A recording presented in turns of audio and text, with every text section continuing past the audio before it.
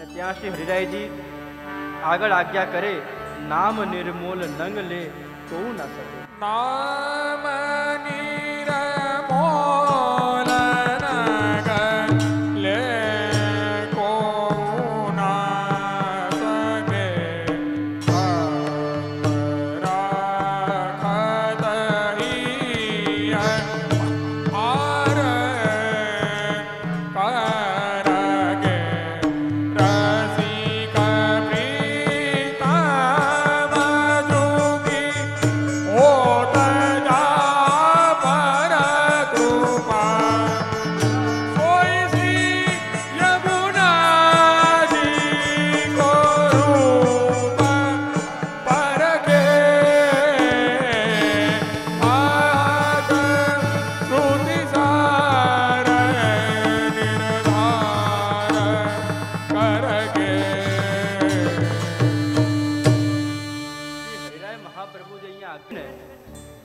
અધિકાર વગર તો કોઈ લઈ જ ના શકે. જે જીવનો અધિકાર, જે જીવની પાત્રતા, જે જીવ પર ઠાકુરજીની કૃપા હોય એ જીવ જ ખાલી યમુનાજીનું નામ લઈ શકે. કેમ કે યમુનાજી એ તો એવા અનમોલ રત્ન છે કે હરિરાયજી કહે કે ભક્ત રખત હિયે હાર રખે, કે જે શ્રી યમુનાજી છે એક એવું હીરાનું રત્નનું હાર છે કે બધા વ્રજભક્તો, બધા વૈષ્ણવ એમને પોતાના કંઠમાં ધારણ કરીને રાખે છે. તમે એક વસ્તુ વિચારો કે કોક લગ્ન પ્રસંગ હોય અને એ લગ્ન પ્રસંગમાં તમે તમારા ઘરનો સૌથી મોટો કિંમતી હીરાનો હાર પહેરીને ગયા હો અને જ્યારે લગ્ન પ્રસંગમાં તમે જાઓ એની પહેલા રસ્તામાં તમે જ્યારે ચાલતા હોવ અને તમને લાગે કે ત્યાં 4-5 લોકો છે જેમની નજર સારી નથી, જે તમારા હારને જોઈ રહ્યા છે, એ સમયે આપણે ગમે તેમ કહીને આમ આમ આમ કહીને આપણા હારને છુપાવી દઈએ કે કોઈને મારો હાર દેખાવો ના જોઈએ. ક્યાંક કોઈને મારો હાર દેખાઈ ગયો અને કોઈની બુદ્ધિ બદલાઈ ગઈ, ફરી ગઈ અને કંઈક લઈ લે, હાર લઈ જાય તો. અને જેમ એ જ બેન જ્યારે હાર છુપાવતા છુપાવતા જ્યારે લગ્નમાં પહોંચે અને પછી હારને એવું બતાવે કે દરેક વ્યક્તિને હાર દેખાવો જોઈએ. કેમ? કેમ કે આટલો મોંઘો હાર પહેર્યો છે. લગ્નમાં નહીં બતાવે તો કોને બતાવીએ? તો અહીંયા પણ શ્રી હરિરાય મહાપ્રભુજી એ જ આજ્ઞા કરે છે કે શ્રી યમુનાજી એક એવા હીરાનું રત્નનું હાર છે કે અધિકાર વગર તો એમના દર્શન કોઈને કરાવવા જ નહીં. અધિકાર વગર તો એમના ગુણગાન ક્યાંય કરવા જ નહીં. જ્યાં અધિકાર હોય, જ્યાં એ પ્રકારના જીવો હોય, જ્યાં યમુનાજીના ભક્તો હોય, જે યમુનાજીના સ્વરૂપનું જ્ઞાન હોય, એમની સામે જ ખાલી યમુનાજીના ગુણગાન કરવા. અને યમુનાજીના ગુણગાન પણ કોણ કરી શકે? તો હરિરાયજી આજ્ઞા કરે કે રસિક પ્રીતમ જન કી હો જાપે કૃપા, સોહી શ્રી યમુનાજી કો રૂપ પરખે. કે જ્યાર સુધી ઠાકુરજીની, જ્યાર સુધી રસિક પ્રીતમ જન એટલે ઠાકુરજીને વલ્લભની, કે જ્યાર સુધી વલ્લભની ઠાકુરજીની કૃપા નથી થતી ત્યાર સુધી યમુનાજીનું સ્વરૂપ આપણે સમજી શકતા જ નથી. યમુનાજીના સ્વરૂપ સમજવા માટે સૌથી મોટી કૃપા કોઈની જોઈતી હોય તો એ ઠાકુરજી. ઠાકુરજીની કૃપા વગર આપણે યમુનાજીના સ્વરૂપને સમજી નથી શકતા. જો આપણે નિત્ય યમુનાજીના પાન કરતા હોઈએ, નિત્ય આપણે યમુનાષ્ટક કરતા હોઈએ, નિત્ય આપણે યમુનાજીના ગુણગાન કરતા હોય, કે આ 3 દિવસ જો આપણને યમુનાજીના ગુણગાન કરવાનો અવસર પ્રાપ્ત થયો છે તો નિશ્ચિંત માનજો કે ઠાકુરજીની વલ્લભની યમુનાજીને આપણા પર એટલી કૃપા છે કે આપણને 3 દિવસ અવસર પ્રાપ્ત થયો છે. તો ભગવદીઓ ગાન કરે, ભગવદીઓ કહે ને કે જ્યારે સત્સંગ કરતા કહેતા કે 2 ઘડી જીવ્યા, આપણને 2 ઘડી નહીં પણ 3 દિવસ જીવવા માટે મળ્યા છે. 3 દિવસ આપણને યમુનાજીના ગુણગાન કરવા માટે મળ્યા છે. અવસર બેર નહીં આવે. આવો જે અવસર આપણને પ્રાપ્ત થયો છે, ઠાકુરજીએ એવી કૃપા, એવું અનુગ્રહ કર્યું છે કે જેમાં આપણે યમુનાજીના ગુણગાન કરી શકીએ. તો આ 3 દિવસ તો એવા છે કે આનો અવસર અને આનો લાભ એ તો ક્યારેય છોડવા જેવો જ નથી. એટલે તો બધા ભગવતીઓ ગાન કરે કે આજનો લાવો લીજીએ રે કાલે કોને. આજનો લાવો લીજીએ રે કાલ કોણે દીઠી છે. અરે આજનો લાવો લીજીએ રે કાલ કોણે દીઠી છે. હરિ આજનો લાવો લીજીએ રે કાલ કોણે દીઠી છે.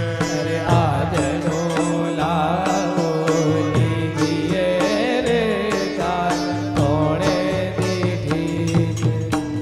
આપણે શું ગાન કરીએ કે આજનો લાવો લીજીએ રે કાલે કોને દીઠી છે. આપણે કીધું કાળનો લાવો લો, પરમ દિવસનો લાવો લો, આવતા મહિનાનો લાવો લો, આજનો લાવો. કર કો અમૃત છાન કોણ કરે કાલ કી આસ. કર્યું એ કામ અને લીધું એ નામ. કે આજનો લાવો. જો આજે આપણા મનમાં એવી બુદ્ધિ આવી, એવી પ્રેરણા આવી કે યમુનાજીના ગુણગાન કરીએ, ઠાકોરજીના ગુણગાન કરીએ, એ જ અવસર સારામાં સારો અવસર કહેવાય. કાલ કરવા જવાય જ નહીં. આ અવસર આપણને મળ્યો યમુનાજીના ગુણગાન કરવાનો, અને આપણને થાય કે 3 દિવસ છે, શનિવારે જઈશું, રવિવારે જઈશું, તો આપણાથી મોટા મૂર્ખ કોઈ નથી. અરે 3 જ દિવસ મળ્યા છે, અને એ 3 દિવસમાં પણ જો આપણે વિચારીએ કે 1 દિવસ જઈશું, 2 દિવસ જઈશું, તો આપણાથી મોટો મૂર્ખ કોઈ નથી. આજનો લાવો લો. આજે જે આનંદ આપણને મળી રહ્યો છે, આજે જે ગુણગાન થઈ રહ્યા છે, એનો લાભ લો. ઘણી વખત વૈષ્ણવ કહે ને કે જે અમારે ઠાકોરજી પધરાવા છે, ઠાકોરજીની સેવા કરવી છે, કયો સમય સારો, ક્યારે ઠાકોરજીને પધરાવાય. અરે ઠાકોરજીને પધરાવાનો મનમાં ભાવ થયો, એ જ સમય સારામાં સારો કહેવાય, અને એ જ સમય ઠાકોરજીને પધરાવી લેવાય. જ્યારે પણ આવો મન, જ્યારે પણ આવો ભાવ હૃદયમાં પ્રગટ થયું કે મારે સેવા કરવી છે, મારે સત્સંગ કરવું છે, મારે પુષ્ટિનો કોઈ કાર્ય કરવું છે, તો જરાય વિલંબ કરવો નહીં. તરત જ એ કાર્યમાં આપણે આગળ લાગી જવું. તો આજે આપણે અહીંયા શ્રી હરિરાય મહાપ્રભુજીના સુંદર 2 પદના દર્શન કર્યા, જેમાં શ્રી હરિરાય મહાપ્રભુજી શ્રી યમુનાજીના સ્વરૂપ સમજાવી રહ્યા છે, યમુનાજીના ગુણ સમજાવી રહ્યા છે કે યમુનાજી જીવો પર કેવી કૃપા કરે. આગળ ગોવિંદ સ્વામીનું એક પદ આવે, જેને આપણે સૌ સાથે મળીને જ્ઞાન કહીશું. શ્યામ સંગ શ્યામ વહે રહી શ્રી યમુને. શ્યામ સંગ શ્યામ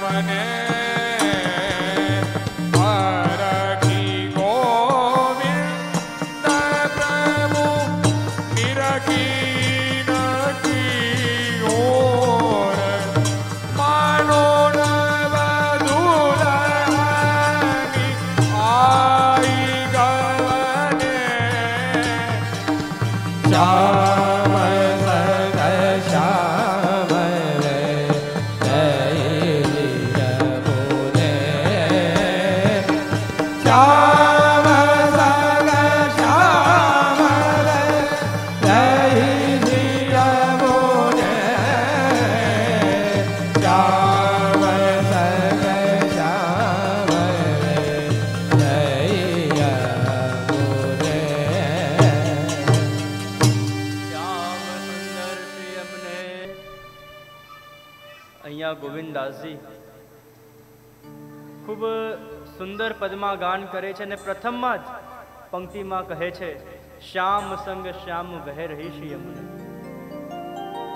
એમને આવા દર્શન કેવી રીતે થયા? શ્યામ સંગ શ્યામ વહે રહી શ્રી યમુને. આ દર્શન થયા એના પાછળ પણ કઈ પ્રસંગ હશે? તો પ્રસંગ આવે કે એક વખત ઠાકોરજી પોતાના પરિકરને લઈને યમુનાજીના તટ પર પધાર્યા. એ જ સમયે સ્વામીજી પોતાના પરિકરને લઈને તટ પર પધાર્યા. ઠાકોરજી સ્વામીજીનો સુંદર સંવાદ થઈ રહ્યો છે, વાર્તાલાપ થઈ રહ્યો છે. સ્વામીજીએ કહ્યું ઠાકોરજીને કે પ્રભુ, આપણે અનેક લીલા કરી, અનેક સ્થળ પર રાસ કર્યો, અનેક ખેલ કર્યા, પણ આજે મારો મનોરથ એવો છે, મારી ઈચ્છા એવી છે કે આજે આપણે એવો ખેલ કરીએ કે આપણે એક કરીને યમુનાજીમાં છુપાઈ જઈએ. હું છુપાઈ જાઉં તો આપ મને શોધવા આવજો, અને આપ છુપાઈ જાઓ તો હું આપને શોધવા આવીશ. અને જે હારી જાય તો સામે જે માંગે એને એ આપણે આપવાનું. ઠાકોરજી કહે કે મને તો કોઈ વાંધો નથી. સ્વામીજી આજ્ઞા કરે, અમારે માય શ્યામા ઝૂકો રાજ, કે સ્વામીજી જેમ કહે એમ આપણે પાલન કરવાનું. તો સ્વામીજી આપણે એવું ખેલ કરીએ. તો સ્વામીજી કહે કે સૌથી પહેલા તો હું છુપાઈ જઈશ. ઠાકોરજી કહે કઈ વાંધો નહીં. તો સ્વામીજી યમુનાજીમાં ભીતર જઈને છુપાઈ ગયા.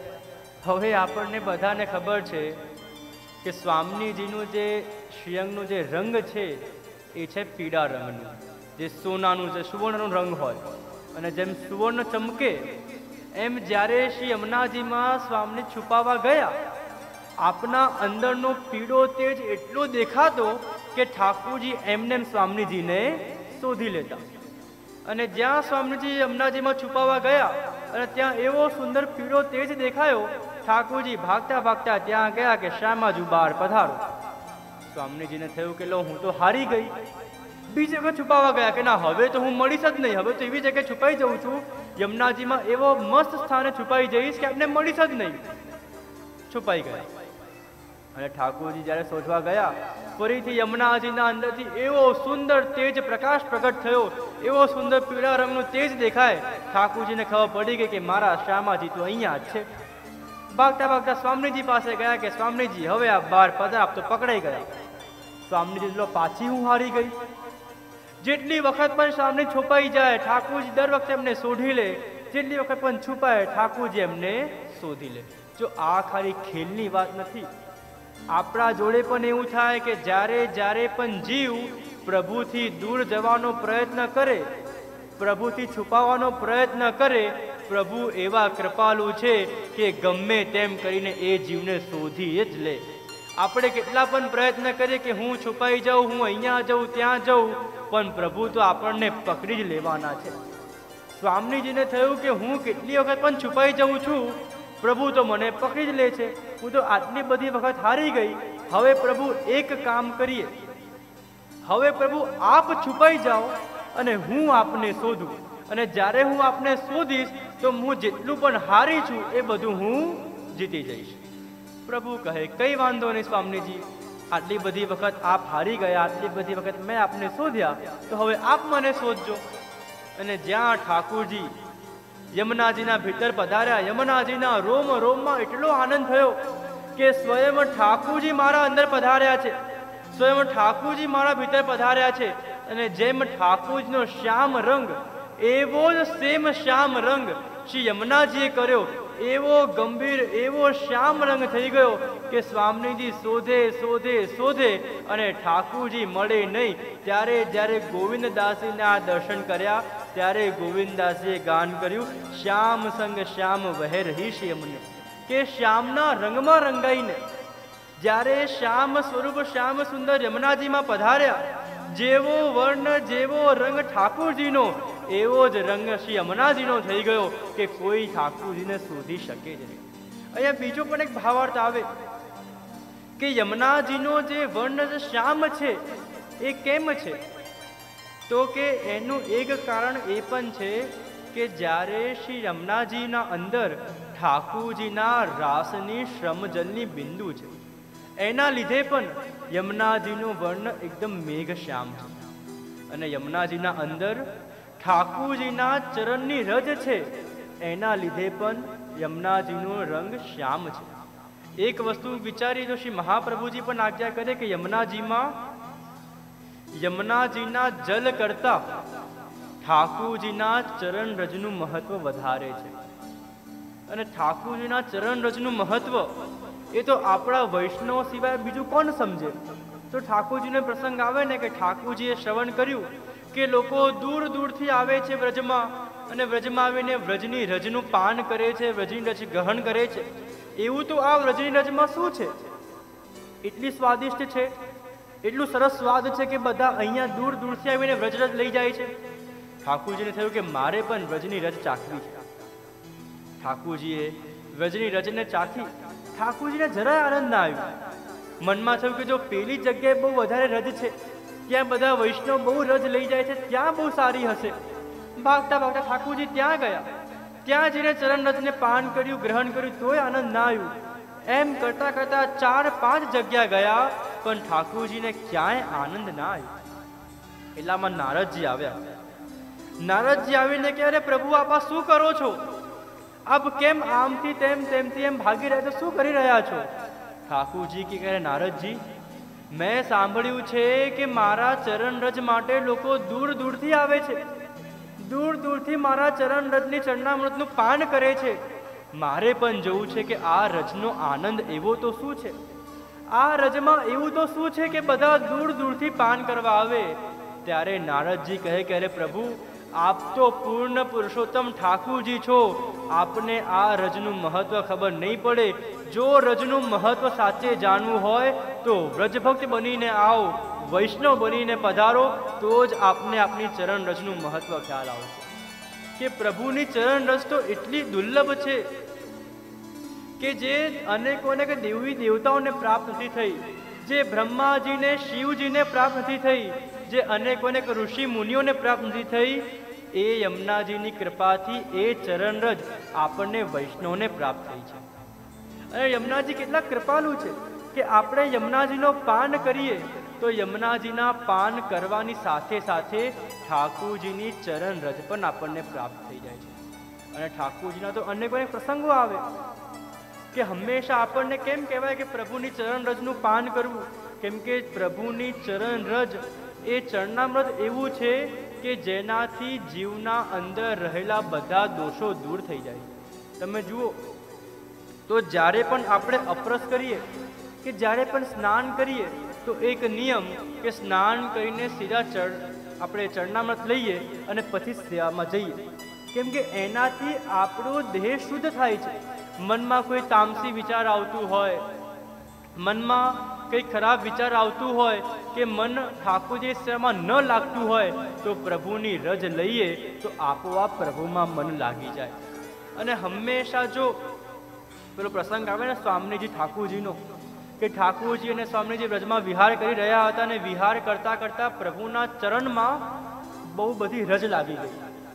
તો સ્વામીજીએ વિનંતી કરી કે પ્રભુ, આપના ચરણમાં રજ લાગી ગઈ છે, આપ રજને વળી કરી દો, આપ રજને દૂર કરી દો. તો ત્યારે ઠાકોરજી કહ્યું, સ્વામીજી, મારો એક સ્વભાવ છે, એક વખત જે વસ્તુ મારા ચરણમાં આવી જાય છે એને ક્યારે મારાથી દૂર કરતો નથી.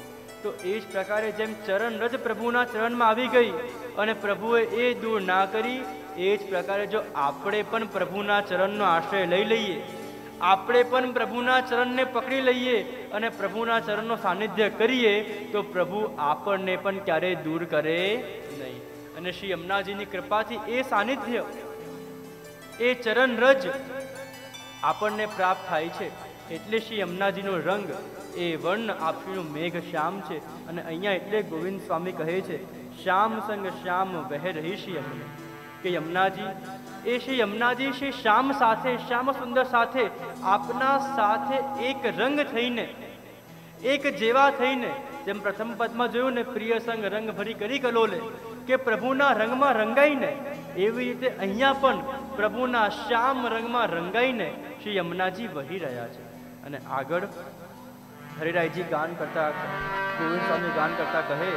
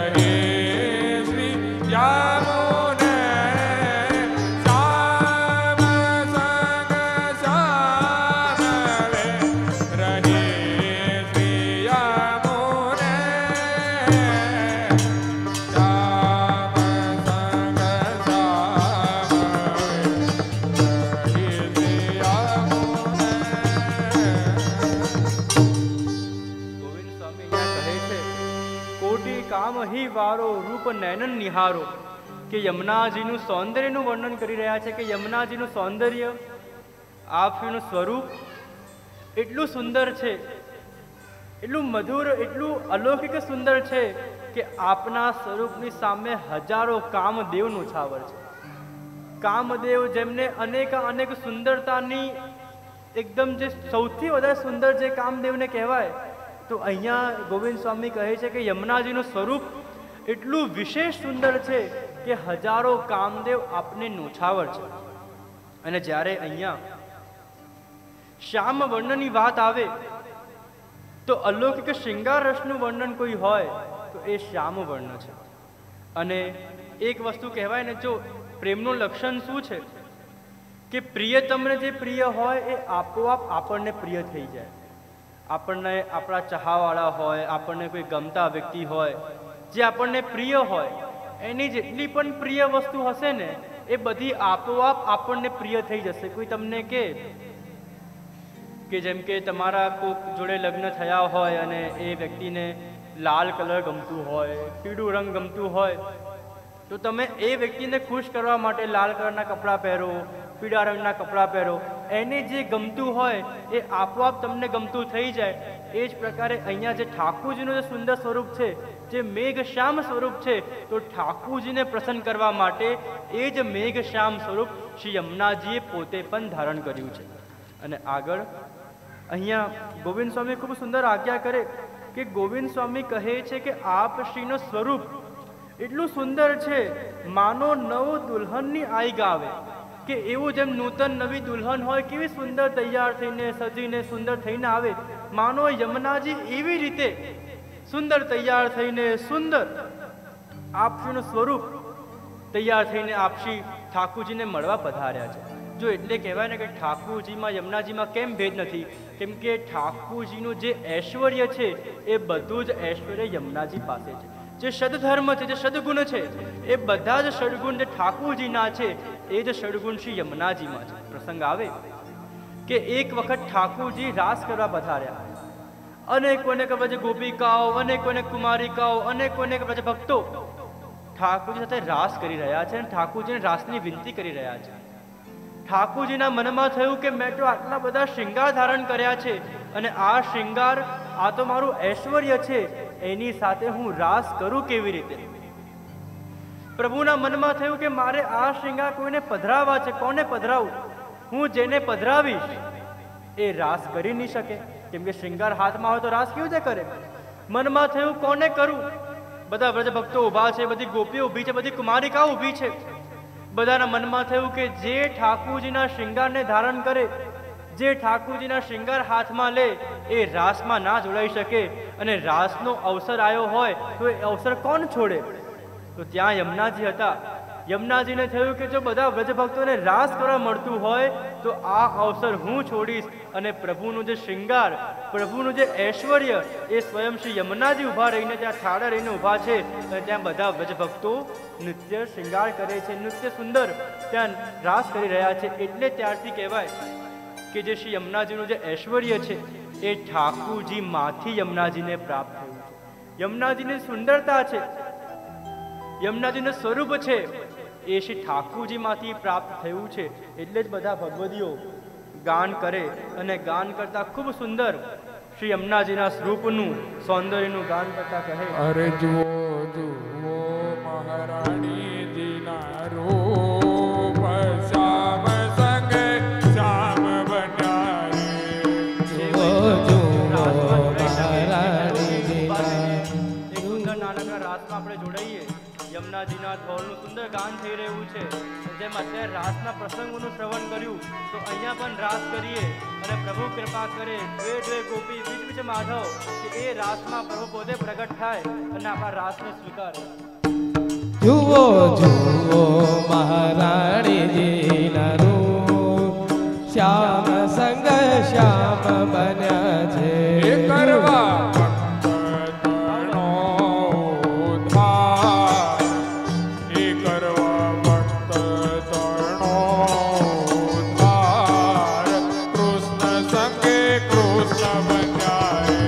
જુઓ જુઓ મહારાણીજી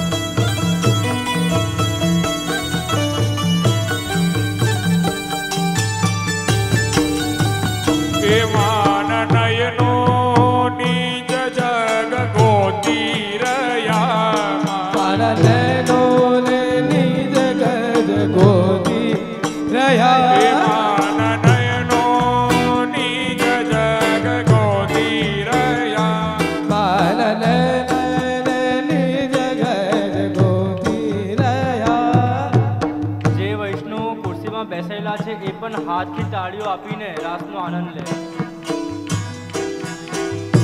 માનનો રે નિજ જગ ગોતી રહ્યા માના હસ્તક કમળ આશીષ આપી રહ્યા માન હસ્ત કમળ આશીષ આપી રહ્યા હરિ કરવા કૃષ્ણ અદરામૃત પાન રામ સંગ શ્યામ બન્યા હે જુઓ જુઓ મહારાણીજી નરું શ્યામ સંગ શ્યામ બન્યા હરિ છે. જુઓ મહારાણી દીના રૂપ શ્યામ સંગ શ્યામ બન્યા જુઓ જુઓ મહારાણીજી નરું શ્યામ સંગ શ્યામ બન્યા છે.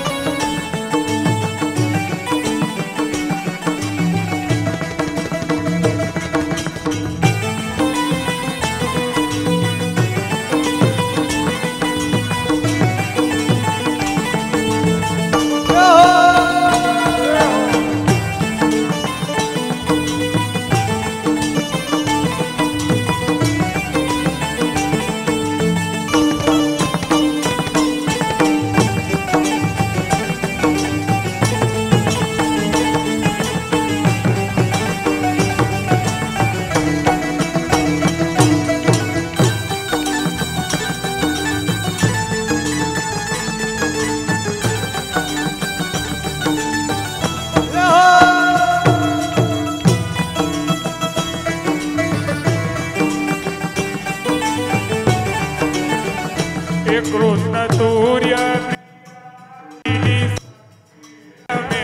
કૃષ્ણ સૂર્ય પ્રિયાજી સંગે રમે હરે કૃષ્ણ સૂર્ય પ્રિયાજી સંગે રમે કૃષ્ણ સૂર્ય પ્રિયાજી સંગે રમે હરે ત્યાં ગોપી જન આનંદ ઉર્મા ભરે ત્યાં ગોપી જન આનંદ રે ઉર્મા ભરે હરે ત્યાં ગોપી જન આનંદ ઉર્મા ભરે ત્યાં ગોપી જન આનંદ ઉર્મા ભરે ત્યાં દાસનો દાસ બલિહાર શ્યામ સંગ શ્યામ બન્યા એ જુઓ જુઓ મહારાણી જી નરું શ્યામ સંગ શ્યામ બન્યા છે. એ જુઓ જુઓ મહારાણી જી નરું શ્યામ સંગ શ્યામ બન્યા છે. જુઓ જુઓ મહારાણી જી નરું શ્યામ સંગ શ્યામ બન્યા છે. હરિ કરવા ભક્તનો ઉદ્ધાર શ્યામ સંગ શ્યામ બન્યા કરવા ભક્તજનો ઉદ્ધાર કૃષ્ણ સંગે કૃષ્ણ બન્યા હરિ છે. જુઓ મહારાણી જી નરું શ્યામ સંગ શ્યામ બન્યા છે. જુઓ જુઓ મહારાણી જી નરું શ્યામ સંગ શ્યામ બન્યા છે. બોલ શ્યામ સુંદર શ્રી અમને મહારાણી કી શ્રી વલ્લભાધીશ કી જય. શ્રી ગોવર્ધન નાથ કી જય. શ્યામ સુંદર શ્રી અમને મહારાણી કી જય. ઘણી વખત કેવું થાય કે આપણે કથા અંતર્ગત પ્રવચનોમાં પ્રસંગોમાં આટલા બધા રાસના પ્રસંગ શ્રવણ કર્યા હોય ને તો આપણા અંદરની પણ ગોપી પ્રગટ થઈ જાય કે ક્યારે અવસર મળે, ક્યારે અવસર મળે, ક્યારે એક એવું ધોળ પદ ગવાય અને અમે અમારા અંદરનો રસ પ્રગટ કરીએ. અને પણ રાસ શું છે કે રસનો સમૂહ એ રાસ છે. અને આપણા બધાના અંદર શ્રી વલ્લભ પ્રત્યે, ઠાકુરજી પ્રત્યે, યમુનાજી પ્રત્યે એટલો રસ છે કે એ રસ પ્રગટ કરવાનો અવસર આપણને અહીંયા મળી ગયો. અને જ્યારે આપ બધા રાસ કરજો, એક બહુ સાચી વાત કહું, બધા સાંભળો છો ને મને? બધા હાથ ઊંચા કરો, કોણ કોણ સાંભળે છે મને? જ્યારે આપ બધા રાસ કરતા હતા ને, બધા બહુ સરસ લાગી રહ્યા હતા. બધા બહુ સુંદર લાગતા હતા. ઘરે જઈને પોતાની નજર ઉતારી લેજો, એટલા સરસ બધા લાગે, એવું લાગે કે વ્રજથી એકદમ કોઈ કુમારિકાઓ ગોપિકાઓ આવી ગઈ હોય. એ વસ્તુ જ્યારે પણ આપણે પ્રભુ માટે, ઠાકુરજી માટે, વલ્લભ માટે, પુષ્ટિ માટે કંઈ પણ કરતા હોઈએ ને, એ બધું કાર્ય સરસ જ થાય. તો જો આજે આપણા કથાનો પણ સમય થઈ ગયો છે, 6:15 વાગવા આવ્યા છે. તો આજના કથા પ્રસંગને અંતર્ગત આપણે અહીંયા જ આજના પ્રથમ દિવસને અહીંયા વિરામ આપીશું. અને આવતીકાલે સમયસર આપણે 3 વાગ્યાનો સમય છે અને મને પૂરો વિશ્વાસ છે કે આ બધા 2:45 વાગે આવી જશું. તો આ 2:45 વાગે બધા આવી જાઓ, આપણે બધા સમયસર, કેમ કે એમ જોઈએ તો 41 પદમાં ઘણું બધું વર્ણન કરવાનું છે. આપ જેટલા સમયસર આવશો એટલું જ બધું આપને પ્રાપ્ત થશે. તો કાલે આપણે સમયસર બધા એકત્રિત થઈએ. વિશેષ બધાઈ આપવાની છે કે આવતીકાલે પૂજ્ય પિતૃચરણ પરમ પૂજ્ય ગોસ્વામી 108 શ્રી કૃષ્ણકુમારજી મહોદય શ્રી આપ પણ કાલે કથામાં પધારશે. આપના પણ સત્સંગ, પ્રવચન, આશીર્વચનનો લાભ મળશે. એવમ મનોરથી પરિવાર એટલા ઉત્સાહી છે, એટલા ભાવ, એટલા આનંદમાં છે. એમને થયું કે વૈષ્ણવ યમુનાજીના ગુણગાન તો કરી જ રહ્યા છે, પણ વૈષ્ણવને યમુનાજીના પાન પણ થાય એના માટે કાલે કથા પછી લોટી ઉત્સવનો પણ ક્રમ છે કે જેમાં આવેલા સર્વે વૈષ્ણવને યમુનાજીના પાન થશે. તો સમયસર કાલે બધા વૈષ્ણવ આપણે અહીંયા એકત્રિત થઈએ અને આગળની જે પણ માહિતી હશે આપને અત્યારે અહીંયાથી પ્રાપ્ત થઈ જશે. અને આવતીકાલનો કદાચ કંઈક ડ્રેસ કોડ પણ છે. કયો રંગ છે કાલે? Green colour. કાલે ગ્રીન કલર, જેને ગ્રીન કલર અનુકૂળતા હોય ગ્રીન પહેરે, જેને રેડ અનુકૂળતા હોય રેડ પહેરે. એ 2 કલર છે જરૂરથી. તો આવતીકાલે સમયસર આપણે બધા કથામાં એકત્રિત થઈએ અને ફરીથી સાથે મળીને શ્રી યમુનાજીના ગુણગાન કરીએ. બોલો શ્રી વલ્લભાધીશ